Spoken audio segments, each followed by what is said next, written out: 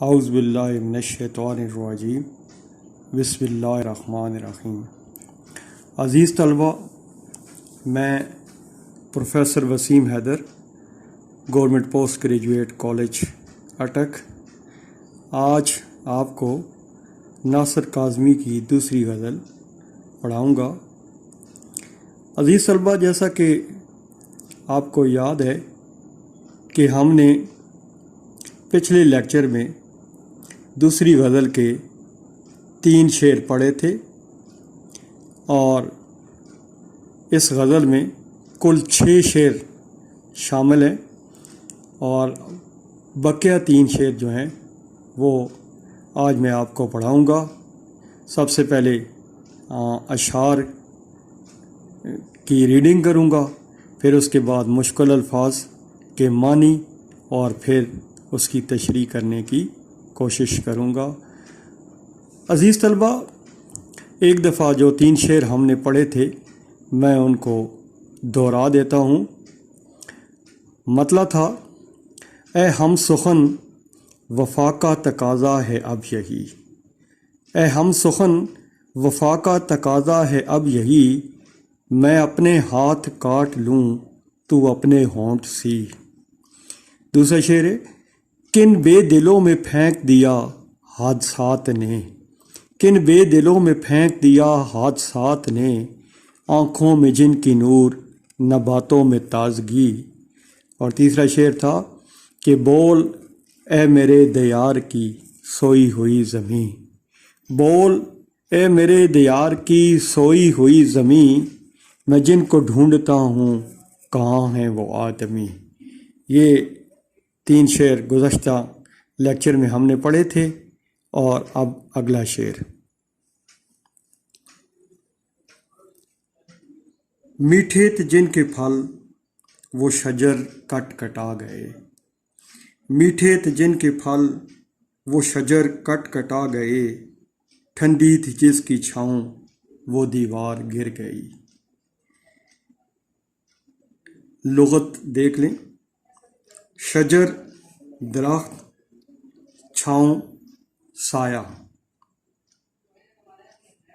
عزیز طلبہ، اس شعر میں شاعر گزرے ہوئے دنوں کی یاد تازہ کرتے ہوئے کہتا ہے کہ وہ رنگا رنگ محفلیں اپنے اختتام کو پہنچ گئی ہیں، وہ رس بھرے اور میٹھے پھل دینے والے درخت کٹ گئے ہیں، بستیوں کی صورت بدل گئی ہے، وہ دیوار جس کی ٹھنڈی چھاؤں دل کو فرحت سکون عطا کرتی تھی، وہ بھی طویل زمانہ گزرنے کی وجہ سے زمین بوس ہو گئی۔ عزیز طلبہ، ناصر نے ان اشعار میں ہجرت کے بعد تہذیب کو لاحق خطرات کی نشاندہی کی ہے۔ پہلے جو شجر جگہ جگہ اپنا پھل نچھاور کرتے تھے اور جو دیواریں اپنی ٹھنڈی ٹھنڈی چھاؤں سے بیٹھنے والے کو سکون مہیا کرتی تھیں، اب ان کا نام و نشان کہیں باقی نہیں رہا۔ ناصر کاظمی نے اسی صورتحال کا تذکرہ ایک جگہ یوں کیا ہے، حادثہ ہے کہ خزاں سے پہلے، حادثہ ہے کہ خزاں سے پہلے بوئے گل گل سے جدا ہوتی ہے، ایک نیا دور جنم لیتا ہے، ایک تہذیب فنا ہوتی ہے۔ دراصل درختوں اور پیڑوں سے تہذیب کے آثار وابستہ ہوتے ہیں، جڑے ہوتے ہیں، اور ان کی تباہی تہذیب کی تباہی ہوتی ہے۔ یہاں درختوں سے مراد وہ شخصیات، یعنی قائد اعظم جیسی شخصیت جن کی گھنی چھاؤں میں عوام سکون پاتے تھے، وہ دنیا سے چلے گئے۔ ناصری کا شعر ہے، رونقیں تھیں جہاں میں کیا کیا کچھ، رونقیں تھیں جہاں میں کیا کیا کچھ، لوگ تھے رفتگاں میں کیا کیا کچھ۔ جو رہبر قوم کی ترقی اور سربلندی کے لیے کام کرتے ہیں، دور زوال میں ان کی یاد بے ساختہ آتی ہے۔ ناصر کاظمی اب ایسے ہی حالات سے دوچار ہیں۔ اسے قائد اعظم کی شخصیت کی ٹھنڈی چھاؤں کے ختم ہو جانے کا احساس ستا رہا ہے۔ ساغر صدیقی نے بھی اپنے قائدین کے حوالے سے ایسی بات کہی تھی، وہ جن کے ہوتے ہیں خورشید آستینوں میں، وہ جن کے ہوتے ہیں خورشید آستینوں میں، کہیں سے ڈھونڈ کے لاؤ بڑا اندھیرا ہے۔ یہ ناصر کاظمی اور ساغر صدیقی کے جذبات تھے۔ اب ایک دوسرے شاعر کے ہاں بھی کچھ اسی طرح کی کیفیت نظر آتی ہے۔ وہ گیا تو ساتھ ہی لے گیا سبھی رنگ اتار کے شہر کا، وہ گیا تو ساتھ ہی لے گیا سبھی رنگ اتار کے شہر کا، میرے شہر میں ایک شخص تھا کسی دور پار کے شہر کا۔ یہ اس کی تشریح آسان انداز میں کی گئی ہے۔ اب اگلا شعر دیکھیں۔ بازار بند راستے سنسان بے چراغ، بازار بند راستے سنسان بے چراغ، وہ رات ہے کہ گھر سے نکلتا نہیں کوئی۔ عزیز طلباء، اس میں کوئی لفظ مشکل نہیں ہے سوائے ایک لفظ سنسان، ویران، بے آباد، بے رونق۔ یہ بھی بہت آسان لفظ ہم روزمرہ زندگی میں استعمال کرتے ہیں۔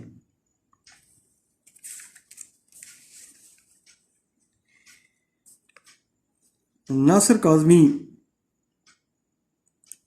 اس شعر میں ایک ایسے دور کی عکس بندی کر رہے ہیں جس میں افراتفری ہے، لوٹ مار کا بازار گرم ہے، ڈاکوؤں کا راج ہے، اندھیر نگری، ہر طرف ایک لوٹ مچی ہوئی ہے اور پوری فضا پر ایک خوف طاری ہے۔ دن کا چین اور راتوں کی نیند حرام ہو چکی ہے، ہر طرف اندھیرا ہے، اور پھر اس قدر خوف طاری ہے کہ رات کے سناٹے اور اندھیرے میں بھی کوئی گھر سے باہر آنے کی ہمت نہیں کرتا۔ عزیز طلباء، اب اس شعر میں دیکھیں، ناصر کاظمی نے شہر کی ویرانی اور بے رونقی کا تذکرہ کیا ہے کہ یہاں بازار بند ہیں، راستے سنسان اور گلیاں اندھیری ہیں، رات اتنی گہری اور تاریک ہے کہ کوئی گھر سے نکلنے کا خطرہ مول نہیں لے سکتا۔ ناصر کے نزدیک اس ویرانی اور خاموشی میں بڑی معنویت ہے، کیونکہ اس کے پیچھے ایک طویل داستان موجود ہے۔ یہ ہجرت کا سانحہ ہے جن کے باعث ان بستیوں پر سکوت طاری ہے۔ دراصل شاعر کے دل کی اداسی نے اس کیفیت کی گہرائی میں مزید اضافہ کر دیا ہے، اور یہ ویرانی شاعر کی دل کی حالت سے مل کر دو گنا ہو گئی ہے۔ اب شاعر کے دل کی واردات اور شہر کی حالت ایک جیسی ہو گئی ہے۔ ناصری کا شعر ہے: یوں ہی اداس رہا میں تو دیکھنا ایک دن، یوں ہی اداس رہا میں تو دیکھنا ایک دن، تمام شہر میں تنہائیاں بچھا دوں گا۔ عزیز طلبہ، جب باطن کی کوئی کیفیت شاعر کو خارج کی طرف سفر پر آمادہ کرتی ہے تو وہاں آپس کے جذبات و احساسات ایک خوبصورت انداز میں ظاہر ہوتے ہیں۔ وہ دل کی کیفیت کے بیان کے لیے الفاظ اور علامتوں کا انتخاب اپنے ارد گرد سے کرتے ہیں۔ یہ ناصر کا خاص فن ہے جس میں کوئی ان کا ثانی نہیں۔ مثلاً اس حوالے سے ایک دو شعر مجھے یاد آ رہے ہیں: یوں کس طرح کٹے گا کڑی دھوپ کا سفر، یوں کس طرح کٹے گا کڑی دھوپ کا سفر، سر پر خیال یار کی چادر ہی لے چلیں، اور اس شہر بے چراغ میں جائے گی تو کہاں، اس شہر بے چراغ میں جائے گی تو کہاں، آئے شب فراق تجھے گھر ہی لے چلے۔ واہ! عزیز طلبہ، غزل کا آخری شعر جو مقطع ہے وہ ملاحظہ کریں، بہت خوبصورت شعر۔ اگرچہ امتحانی نقطۂ نظر سے مقطع کی اہمیت نہیں ہوتی، کیونکہ پیپر سیٹر جو ہے وہ مقطع کو کبھی بھی تشریح کے لیے نہیں دیتا، کیونکہ اس کے اندر شاعر کا نام موجود ہوتا ہے، اور یہی سوال کا ایک جز بھی ہوتا ہے کہ شاعر کا نام آپ نے بتانا ہوتا ہے۔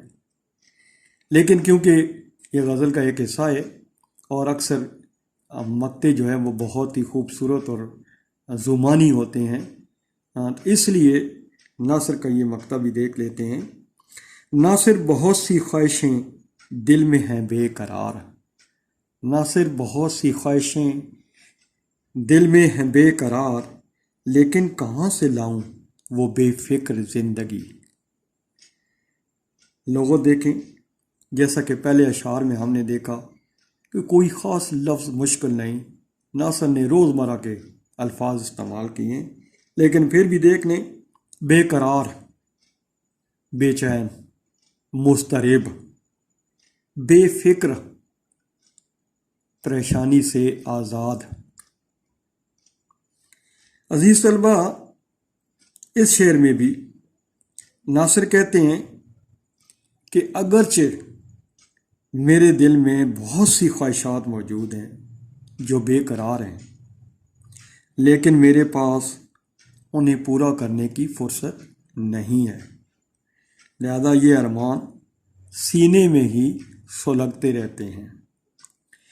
ایک وقت ایسا تھا جب مجھے بھی مہلت اور فرصت میسر تھی، اور میرے ساتھی ہر وقت میرے ساتھ تعاون کرتے تھے، لیکن اب میں اکیلا رہ گیا ہوں۔ اس تنہائی اور رفقات سے دوری نے میری زندگی کا انداز بدل دیا ہے۔ اب بے فکری کے وہ لمحات جو کبھی میری زندگی کا اثاثہ تھے خواب و خیال ہو چکے ہیں۔